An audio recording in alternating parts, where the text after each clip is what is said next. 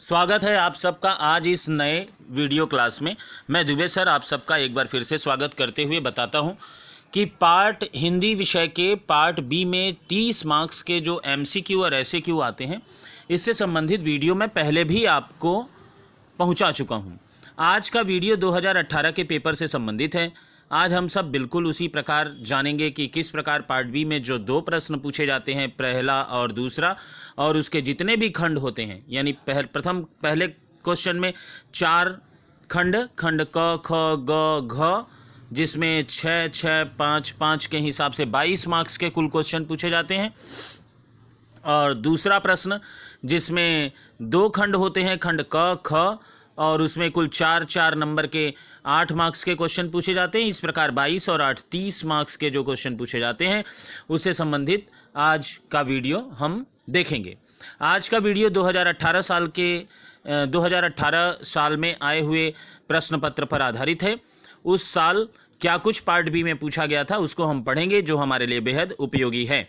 तो चलिए बच्चों, शुरू करते हैं आज का यह क्लास। खंड क का पहला प्रश्न आपने पाया, जो गद्य पर आधारित है और कुल 6 मार्क्स का होता है। प्रत्येक क्वेश्चन 1 मार्क्स का है। तो आप इसको देखते रहें बहुत अच्छी तरह से, और तभी आप इसको सही से कर पाएंगे। तो पहला प्रश्न है, निसंदेह मुझे पराजित होना पड़ा। किसे पराजित होना पड़ा? यह कलाकार की व्यक्तिगत ईमानदारी पाठ से लिया गया है।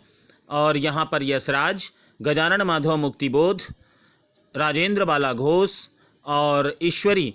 तो जैसा कि मैंने आपको बताया कि यह कलाकार की व्यक्तिगत ईमानदारी पाठ से लिया गया है, इसलिए इसका संबंध गजानन माधव मुक्तिबोध जी से है। दूसरा प्रश्न है, मलबे का मालिक किस विधा की रचना है? तो मलबे का मालिक कहानी विधा की रचना है। ये उत्तर आप जानते हैं। चलिए, तो निबंध, डायरी, रिपोर्टाज और कहानी में आप इसे कहानी लगाएंगे। तीसरा क्वेश्चन है, परवश होने का क्या अर्थ है? परवश होने का क्या अर्थ है? खुशामद करना, दांत निपोरना, चाटुकारिता करना, दूसरों के अधीन होना। तो इसका उत्तर है दूसरों के अधीन होना। चौथा प्रश्न है, सब कुछ बदल गया मगर बोलियां नहीं बदली। किस गद्य का अंश है? हम लोग जानते हैं यह किस पाठ से है। नशा, कुटज, मलबे का मालिक या भाई बहन। तो आपको पता है कि यह बात गनी मियाँ ने मलबे का मालिक पाठ में बोला है। तो आप इसका उत्तर लगाएंगे ग नंबर, मलबे का मालिक। पांचवा प्रश्न है, प्रेमचंद का असली नाम क्या था? राजेंद्र कुमार, सदा सुखलाल, धनपत राय और मुंशी जी। तो हम लोग सब जानते हैं इस प्रश्न का उत्तर धनपत राय होगा, ग नंबर में। तो छठवां प्रश्न, जो इस खंड का अंतिम प्रश्न है, कलाकार की व्यक्तिगत ईमानदारी भाग 1 किस संकलन से लिया गया है? एक साहित्यिक की डायरी, एक वैज्ञानिक की डायरी, एक साहित्यकार की डायरी या फिर एक बादशाह की डायरी? तो एक साहित्यिक की डायरी। अगला प्रश्न है, 2018 में यह धरती किससे थकी हुई है? ये पद्य खंड पर आधारित है। याद रखें आप, कविताओं से प्रश्न यहाँ पूछे जाएंगे। और खंड ख है यह, जहाँ भी 6 प्रश्न हैं, प्रत्येक प्रश्न का 1 मार्क्स है। तो यह धरती किससे थकी हुई है? जनसंख्या की वृद्धि से, उद्योगों के विकास से, भ्रष्टाचार से या यंत्रों से? तो याद रखें, को आंसर चाहे कुछ भी हो, पर आपको किताब में पढ़े हुए पाठों के आधार पर ही उत्तर देने हैं, इसलिए यंत्रों से हम लोग इसका उत्तर देंगे। यह कविता से लिया गया है। दूसरा प्रश्न है, इस हिमालय से ... रिक्त स्थान है, पंक्ति को पूरा कीजिए। तो एक नदी निकलनी चाहिए, कोई नई धारा निकलनी चाहिए, कोई गंगा निकलनी चाहिए या कुटज निकलना चाहिए। तो आपको पता है कि यह हो गई है पीर पर्वत सी कविता से लिया गया है। इस हिमालय से कोई गंगा निकलनी चाहिए, तो ये जिसका उत्तर है ग नंबर। तीसरा प्रश्न है, कबीर माया को किस नाम से संबोधित करते हैं? जोगिनी, भवानी, मोहिनी, ठगिनी। तो हम लोग पाठ को अगर पढ़े हैं तो हमें पता होगा, माया महाठगिनी हम जानी। तो यहाँ ठगिनी शब्द को हम लोग उत्तर में लेंगे। चौथा प्रश्न है, सो सिरु चंचु संवारहि कागा। चंचु का क्या अर्थ है? तो मुख, चोंच, नोक या कांटा। तो इसका उत्तर होगा ख नंबर, चोंच।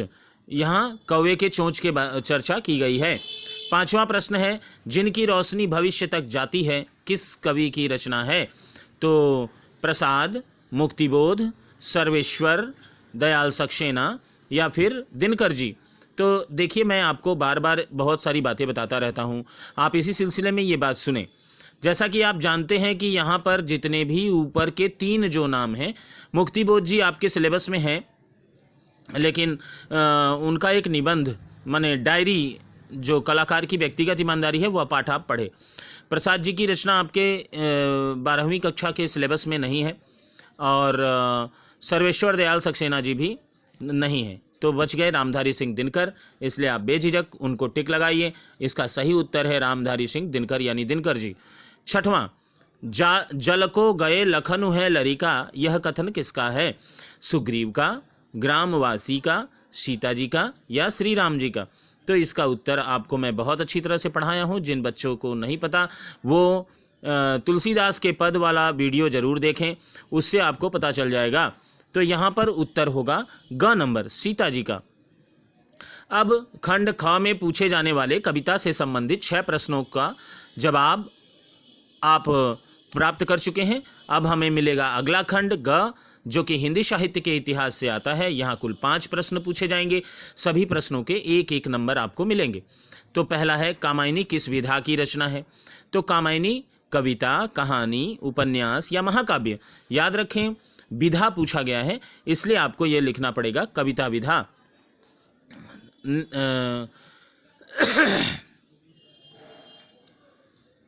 कामायनी एक महाकाव्य है, ठीक है। नेक्स्ट है, कार्ल मार्क्स का प्रभाव किस वाद पर पड़ा? छायावाद, प्रयोगवाद, प्रगतिवाद, इनमें से कोई नहीं। तो हम सब जानते हैं कि कार्ल मार्क्स का प्रभाव प्रगतिवाद पर पड़ा, ठीक है। तो बच्चों आप ये प्रगतिवाद लगाएंगे। नेक्स्ट है, वैदिकी हिंसा हिंसा न भवती के रचनाकार कौन हैं? रामचंद्र शुक्ल, श्याम सुंदर दास, मैथिली शरण गुप्त या भारतेंदु बाबू हरिश्चंद्र? तो आपको उत्तर लगाना होगा भारतेंदु बाबू हरिश्चंद्र। चौथा प्रश्न है, निम्न में से कौन छायावादी कवि नहीं है? प्रसाद, दिनकर, निराला या पंत? तो फिर आपको पता है कि दिनकर जी छायावादी कवि नहीं है, और दिनकर जी की कविता की जो सेवा है वो 2 युगों को प्रभावित करती है, पर उसमें छायावाद का नाम विशेष रूप से नहीं ले सकते हम। तो 5वें प्रश्न की तरफ बढ़ते हैं। मोचीराम किस कवि की रचना है? मोचीराम एक लंबी कविता है, और यह कविता सुदामा पांडे धूमिल जी ने लिखी थी। तो इसका उत्तर जो आपको मिलेगा, नागार्जुन, मुक्तिबोध, धूमिल, अज्ञे नहीं, इसमें नहीं है। यह ग नंबर उत्तर सही है, सुदामा पांडे धूमिल यानी धूमिल जी। 6वां प्रश्न नहीं है, माफ़ करिएगा। तो ये खंड घ में पहुंच गए आप, और खंड घ में कुल आपके टेक्स्ट बुक के सबसे पिछले हिस्से में जो 50 मीनिंग है, वहाँ से 5 मीनिंग पूछे जाते हैं, जिसका उत्तर भी आपको यहाँ ऑप्शंस में दिए रहते हैं। आपको उसी में से चुनकर उसका उत्तर लिखना होता है। तो यहाँ पर सबसे पहला पूछा गया टाइपिंग, जिसका सही उत्तर है अंकन, मसौदा, टंकण या अंकित? तो उत्तर होगा ग, टंकण। अगला प्रश्न है डिस्काउंट, कटौती, कटना, बट्टा या छूट? तो इसका उत्तर है बट्टा। तीसरा, सर्कुलर नियम, परिपत्र, राजपत्र, मानपत्र? तो आपको सही उत्तर मिलेगा परिपत्र। नेक्स्ट, एजेंडा, कार्यसूची, अधिसूचना, आदेश या प्रस्ताव? तो इसका सही उत्तर है कार्यसूची। इंटरवल, मध्याह्न, मध्यवर्ती, मध्यांतर या मध्य में? तो आपको लिखना होगा मध्यांतर, ठीक है। तो बच्चों आप 1 नंबर प्रश्न में आने वाले सभी 4 खंडों के प्रश्न उत्तरों को आप देख चुके, और कुल 22 मार्क्स के प्रश्नों को पूरा किए। अब हम लोग पढ़ते हैं 8 मार्क्स की तरफ, जो दूसरे प्रश्न में आता है, और यहाँ आपको 2 खंड मिलेंगे।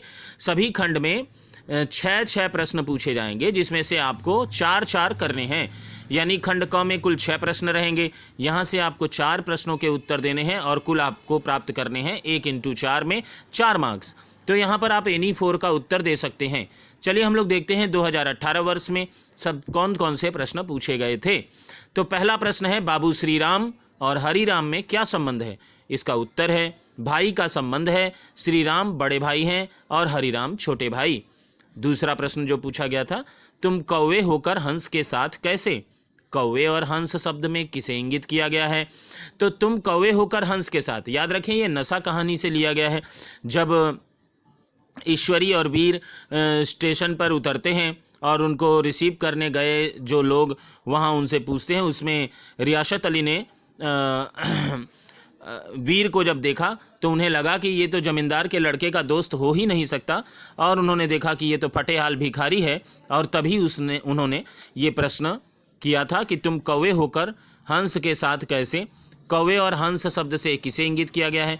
तो कौवे से वीर को और हंस से ईश्वरी को संकेतित किया गया है। तीसरा प्रश्न हमें जो मिलेगा, यशराज ने कौन कौन सी डिग्रियां प्राप्त की हैं? तो आप याद रखें यशराज बहुत पढ़ा लिखा था, तो उसकी डिग्रियां हैं BSc, BTech, LLB। चौथा प्रश्न है, जीता है और शान से जीता है, यह पंक्ति किसको संकेतित है? तो उत्तर एकदम साफ समझ में आ रहा है, कुटच को। पांचवा, पर उसका भौंकना बंद नहीं हुआ, कौन किस पर भौंकता है?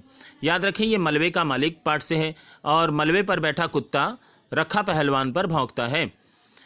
छठवां प्रश्न है, महाराजा चांगली ने क्या किया था? महाराजा चांगली बेगार में पकड़े गए थे और 10 लाख रुपए से कॉलेज खोले थे। अब हम लोग खंड ख में जाएंगे जो कविता से संबंधित है। यहाँ भी आपको कुल 6 प्रश्न पूछे जाएंगे और जिसमें आपको 4 का उत्तर देना है। तो पहला प्रश्न है, हृदय राज्य की रानी का वह करता है अभिषेक, यहाँ वह से संकेतित अर्थ बताइए। तो हंसता हुआ तारा। मुझे आप जब भी मेरे प्रश्नों का यहाँ हमें सीमित शब्दों में उत्तर देने हैं, और मैंने भी वैसे ही उत्तर आपको दिया है, जैसा ज़रूरत है वैसा ही मैंने उत्तर दिया है। लेकिन आप ध्यान रखें, आपको अगर कहीं पर भी कोई डाउट हो तो आप टेक्स्ट बुक में जाएं और उस लाइन को खोजें और वहाँ पढ़ें, तो आपको बिल्कुल उत्तर क्लियर हो जाएगा और बिल्कुल आपको सब कुछ समझ में आ जाएगा। तो बच्चों आप बहुत अच्छी तरह से सुनते रहें। पहला हुआ उत्तर हंसता हुआ तारा। मुझे डर लगता है हर तेज घड़ी की आवाज़ से, किसे डर लगता है? यहाँ कवि गिरजा कुमार माथुर को डर लगता है, उन्होंने अपनी कविता में ऐसा ही बताया है। तीसरा प्रश्न, मन पछतई हैं अवसर बीते, संक्षेप में अर्थ स्पष्ट कीजिए। अगर हम इसके पूरे ब्यौरेवार और प्रासंगिक अर्थ को लेंगे तो वहाँ पर इसका अर्थ है कि कवि हमें ईश्वर शरण में जाने के लिए कहते हैं, और वो कहते हैं कि यह दुर्लभ शरीर प्राप्त करके हमें भगवत भक्ति में लग जाना चाहिए, भगवान की शरण ले लेनी चाहिए, क्योंकि इसके बाद कोई बेहतरीन मौका आपको नहीं मिलेगा। इसलिए वो कहते हैं कि अगर ये समय बीत गया तो मन पछता के रह जाएगा और जब समय बीतेगा। तो इसका उत्तर आप लिखेंगे, मन पछता कर रह जाएगा जब अवसर बीत जाएगा। समय रहते अर्थात इस दुर्लभ मानव जीवन में ही प्रभु की आराधना करके उनके शरण में चले जाना चाहिए। चौथा, मनुष्य और किसी से नहीं अपने आविष्कार से हारेगा, कवि ऐसा क्यों कहते हैं? विज्ञान के विध्वंसक प्रयोगों के कारण। विज्ञान के विध्वंसक प्रयोगों के कारण कवि ऐसा कहते हैं कि एक दिन मनुष्य अपने आविष्कार से ही हारेगा, क्योंकि मनुष्य ने ही एटम बम, टाइम बम और तमाम बम बनाकर, गोली बंदूक बनाकर, जहर बनाकर इस मनुष्य का ही विनाश कर रहा है। इसलिए यहाँ विध्वंसक प्रयोगों की बात कही गई है। बूंद समानी समद में सो कत हेरी जाए, शब्द वाक्य में बूंद और समद से क्या अभिप्राय है? बूंद आत्मा का प्रतीक है और समद परमात्मा का प्रतीक है। और ये जो अंतिम प्रश्न है, हो गई है पीर पर्वत सी कविता किस विधा की रचना है? याद रखें विधा पूछा गया है। तो आप सबको पता है कि यह दुष्यंत कुमार त्यागी जी की कविता है, जो उनके गजल संग्रह साय में धूप से ली गई है। तो ये जो विधा है उसकी विधा है गजल विधा की रचना है। अब हम लोग पार्ट बी के यहाँ सारे बातों को एक बार फिर से वीडियो के अंत में रिपीट कर लेते हैं कि खंड क और खंड क जिसमें 6 नंबर, ख में आप 6, ग में 5, घ में 5, कुल मिलाकर 22, और खंड क ख में 4 4 के 8 मार्क्स आप पा रहे हैं। तो मैं इस वीडियो को इतना ही ज़्यादा आपको 2015, 16, 17, 18 ये सब कुछ इस प्रकार से आपको प्रोवाइड कर रहा हूँ कि आप न चाहते हुए भी आपके बहुत सारे नंबर आने वाले हैं।